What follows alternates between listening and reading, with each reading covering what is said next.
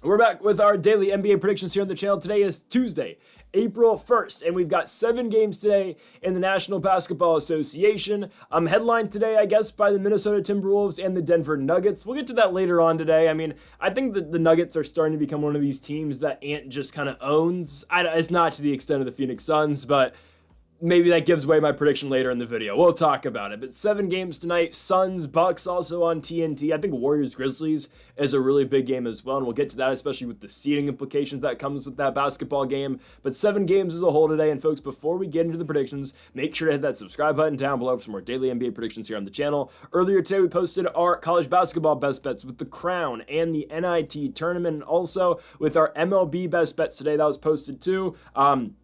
Some big stuff going on in the MLB. We've been pretty hot over there, so make sure to go check us out down below in the description. Also, go make sure to check out Greedo Plays MMA this week. 2 MMA prediction videos. Josh Emmett, Leron Murphy in the main event for the UFC, and Jason the ass-kicking machine Jackson versus Andrei Koreshkov in the PFL this Thursday. Both of those videos are linked in the description down below, along with the link to Greedo Plays MMA. Subscribe to that channel. Subscribe to this channel as we get on to the first of our 7 games today in the NBA, kicking things off in Atlanta, Georgia with the Atlanta Hawks and the Portland Trailblazers. I apologize, Trae Young and the Atlanta Hawks, for ever doubting them. I picked against them in their last game, and as soon as I started watching that one, I was like, all right, well, that's why we don't pick against Trae Young. Guys, the Atlanta Hawks are going to win the Southeast Conference this year. Southeast Division this year in the East. I know, again, divisions don't mean anything in the NBA. I don't know. I think this is still a rule. I believe this is still a rule that the division winner has to be in the playoffs, I believe, or the play-in at least now.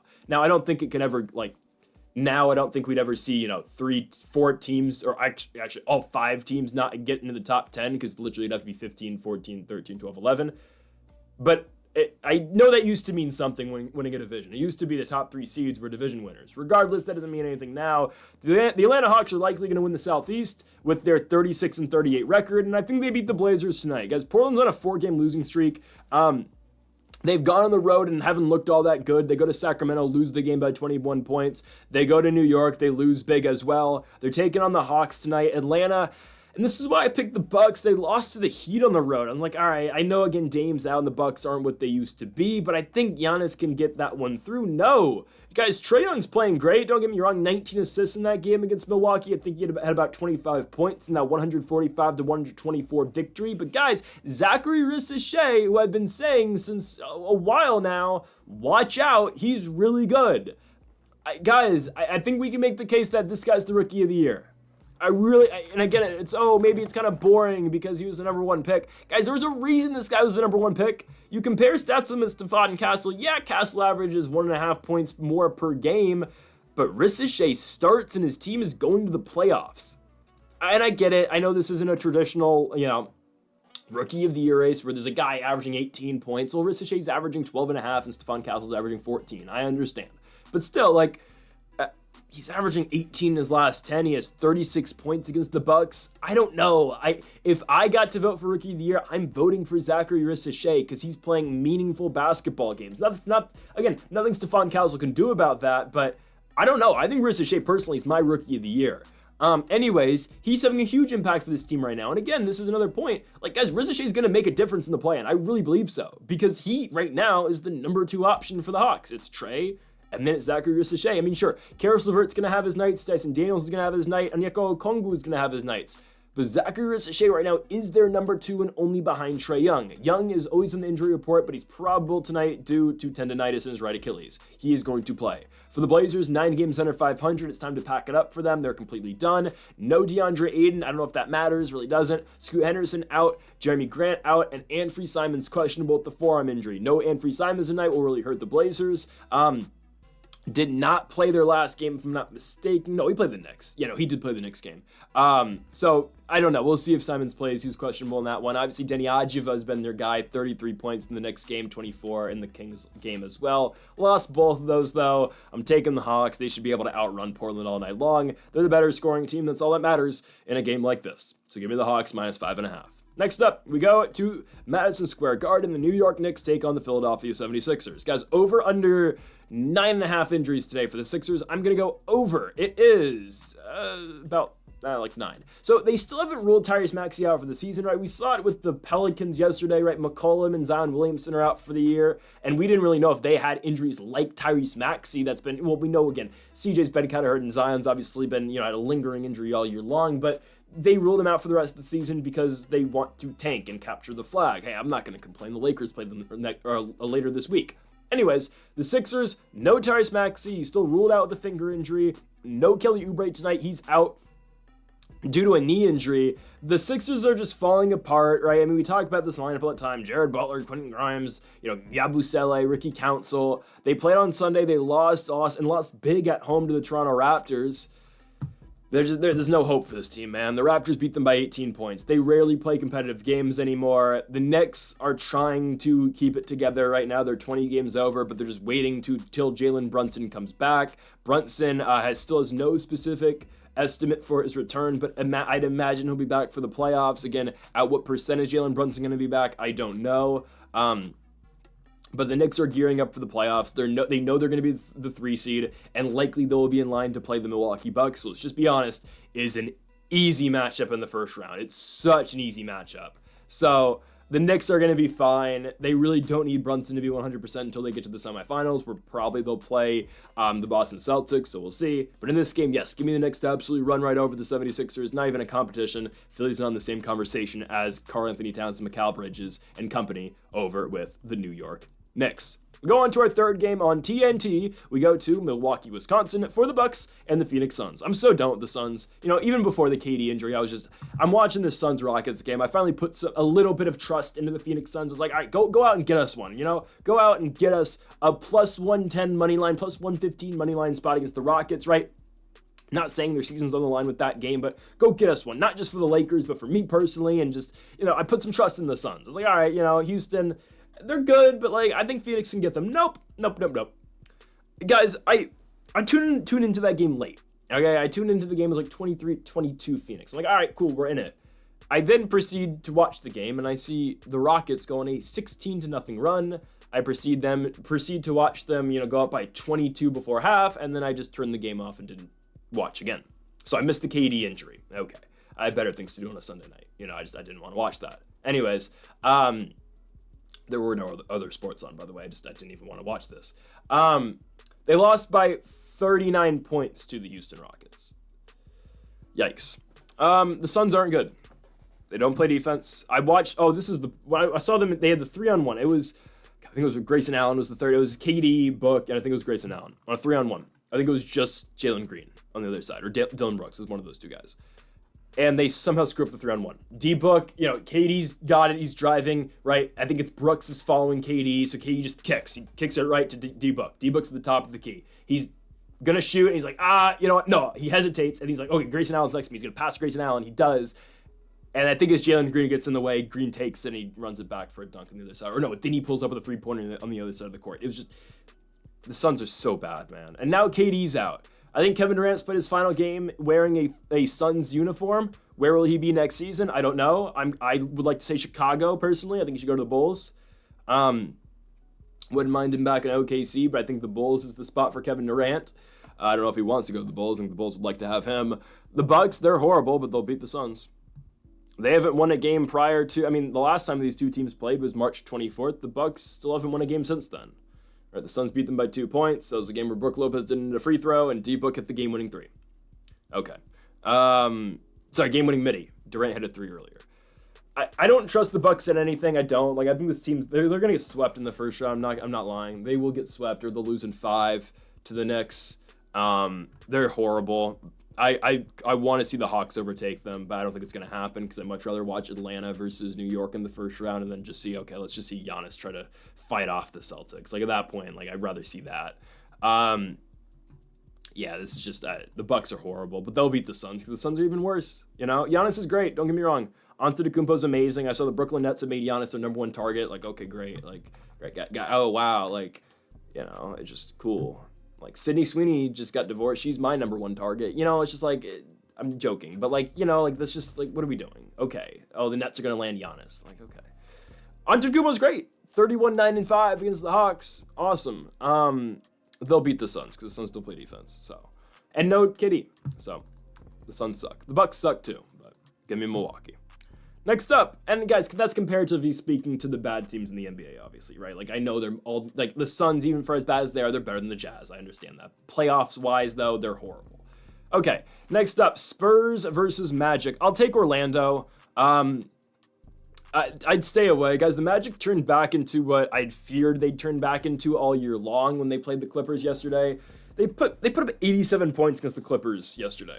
Guys, this isn't 2007 anymore. You know, like, this is not how the NBA works. You're supposed to score at least 100 points. And I get it. Oh, Orlando, you know, sometimes they're not high scoring. I get that. But, like, 87 points, what are we doing? Seriously?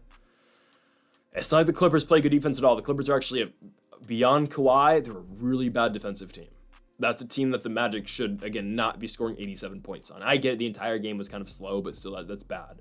Paolo Banchero drops 26-6. I mean, what have I been saying? Banchero is an elite player in this league, and he's the only thing keeping the Magic together right now. I think they go into San Antonio and win. I get it's the second night of a back-to-back, but I think they should be able to win this one. Guys, the Spurs have just been atrocious. 4 straight losses, Pistons, Cavs, Celtics, Warriors. I get it, those are good teams, but they just lost to the Warriors by 42 points. You know, the Spurs, you know, considering the Fox and Wemby injuries, the rest of the team is fairly healthy. Chris Paul, Stephon Castle, Devin Vassell, Harrison Barnes, Jeremy Sochan. But the Magic should easily take this one. I expect Paolo Banchero to have his way tonight. And we got to look at the grand scheme of things, right? Orlando is likely going to be in line to take on the Atlanta Hawks in the first round of the play-in. I don't think they beat Atlanta, even though it'd be a fun stylistic matchup. And we've said this before. High-scoring offense versus a very good defensive team. In this day and age in the NBA, I think the high-scoring offensive team will get the better of them. And then I think the Hawks, again, I think they lose the Bulls, but we'll see. Again, it's the same kind of matchup. The Bulls are just kind of what the Hawks are right now. So, I don't know. We'll see. We'll get to all that later. I'm taking the Magic, though, to beat the Spurs. I wouldn't play it personally. I don't trust Orlando on a second night of a back-to-back. I get it. They're playing the horrible Spurs. I don't love it, though. I'll take Orlando minus 3.5. Not my favorite, though, tonight. But, yes, give me Banchero and the Magic. Next up, we move on to Chicago, Illinois. All right, bounce back spot and a get-right spot for the Chicago Bulls. That's what this is, right? This is what this game is. Chicago, 9 games under 500 after Josh Giddey hits the game-winning half-court buzzer beater against the Los Angeles Lakers. The Bulls haven't won since. They have not won since. And Josh Giddey, and I like Giddey a lot. I think, again, he's going to be a very good player for a very long time in this league. He'll be an all-star in the future, perennial all-star. I truly believe he's going to get $150 million in the offseason. He has not scored more than 20 points since the Lakers game. He put up 8 and 4 against the Mavs, and then 15, 8, and 10 against the Thunder. That's actually a decent stat line. It's just like, all right, dude, really? Like, I don't know. Giddey, he hasn't had the best shooting nights. He's been very bad offensively in the last 2 games. He's still their playmaker. He still sets up everything, and he's still an all-around very good basketball player. He fills up the stat sheet every night.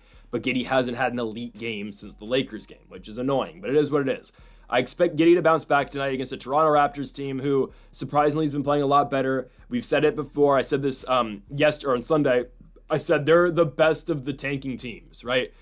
As much as the Raptors don't try to win as we go late in the game, as you see a lot in their fourth quarters, they will bench all of their starters because they're not trying to win in crunch time. Ultimately, the Raptors have built their core better right now than some of these other tanking teams like the Wizards, like the Charlotte Hornets. They're able to win a lot of these games against the tanking squads, like the Nets, right? I mean, hell, they're 4 straight wins right now, right? Wizards, Nets, Hornets, Sixers, all tanking horrible teams, right? RJ Barrett puts up 31 points against Philadelphia on Sunday. What does that mean for today? Well, RJ Barrett's not playing. They're just resting him. No Dick tonight either for the Raptors. They haven't had Dick in a while. Yeah, Scotty Barnes is playing, and Emmanuel Quickley is going to give a go tonight. Pirtle has not been ruled out.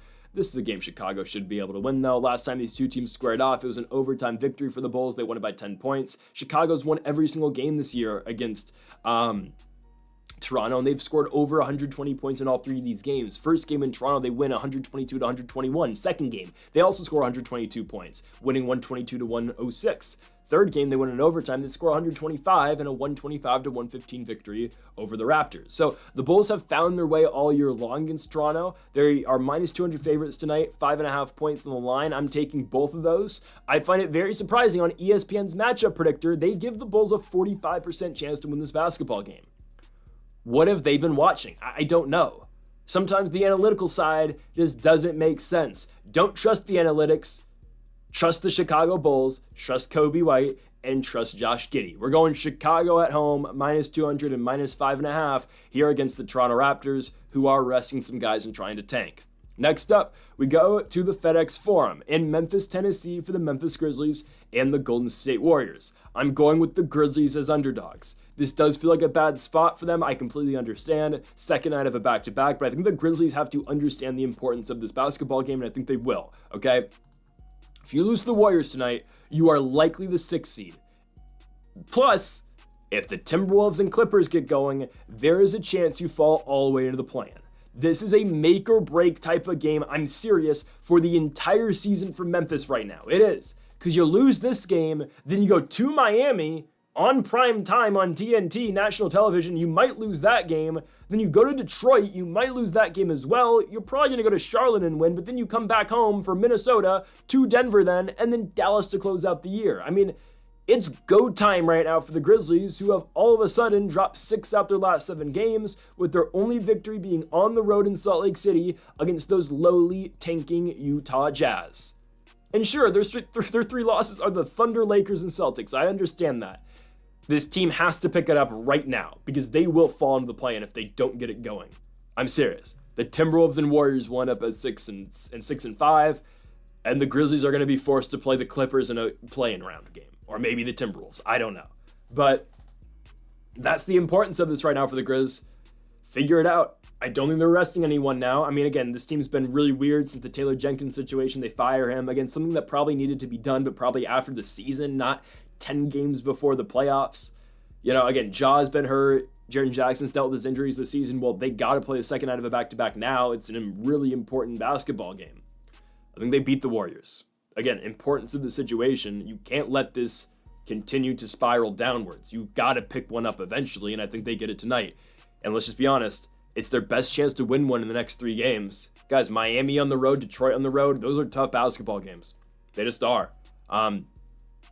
I think it's, again, yes, Miami on the road might be easier than the Warriors, but you get this on your own home court. Yes, it's the second night of the back-to-back, but show up and go win one. And it's stylistically, yeah, the Warriors have been really good. I think the Grizzlies on paper match up fairly well with Golden State, though. I really think they do.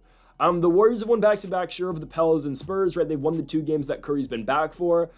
You know, the Warriors have won 2 of 3 so far against the Grizzlies. The Grizz won the second matchup, and they blew out the Warriors by 50 points.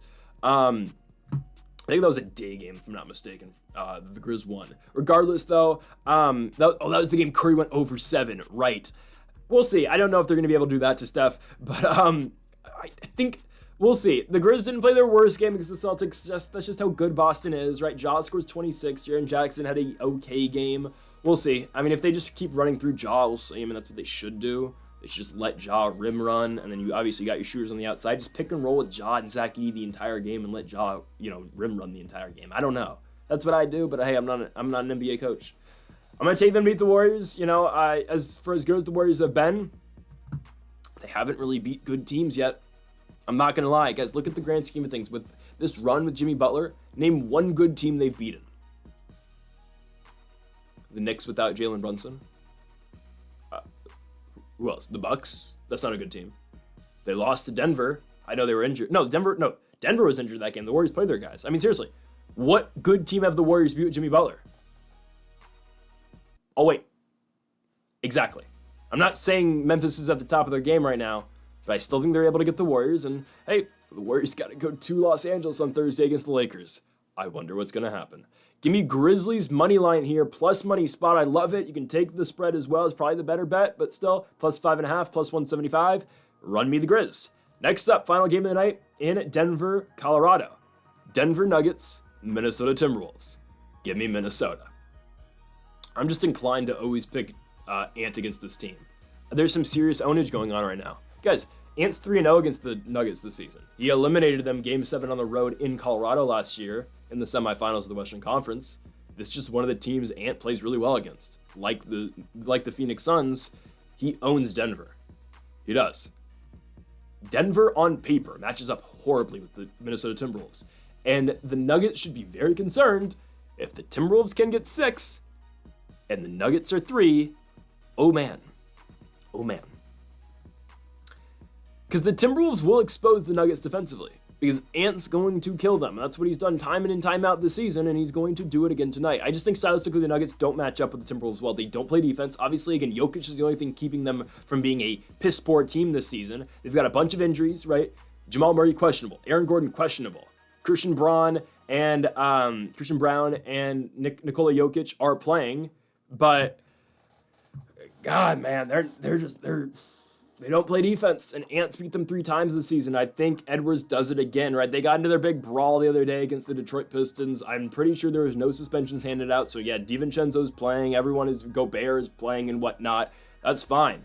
Ant will destroy this team. Julius Randle, I think, is going to have a big night as well. They are 3-0 against the Denver Nuggets this season, and they haven't really played the most competitive games in the Nuggets. All of the games against Denver, whether it be in Colorado or in Minnesota, they blow this team out. The first time they played them in Minnesota was close. The next 2 times, non-competitive basketball games. I'm not telling you this is going to be a blowout, but at the very least, I think the Timberwolves get the better of the Nuggets like they have done all season long and last year as well in the playoffs. Minnesota goes on the road and wins, and then all of a sudden, look what your 3-6 matchup is. Oh, it's actually Lakers-Timberwolves then.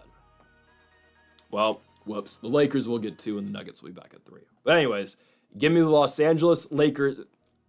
The Lakers. Give me the Minnesota Timberwolves, the Minneapolis Lakers. No, give me the Timberwolves to go on the road and beat the Denver Nuggets. They've done it 3 times this season. Let's go for the season sweep. Minnesota money line on the road. Keep your damn points. We go plus 125 for the Minnesota Timberwolves. So, folks, thank y'all for watching our NBA best bets and predictions here for April 1st. If you have not yet, though, make sure to hit that subscribe button down below for more. Make sure to leave a like if you did enjoy the video. And make sure to comment if you do disagree with any of the picks. Folks, thank y'all for watching, and Mamba forever.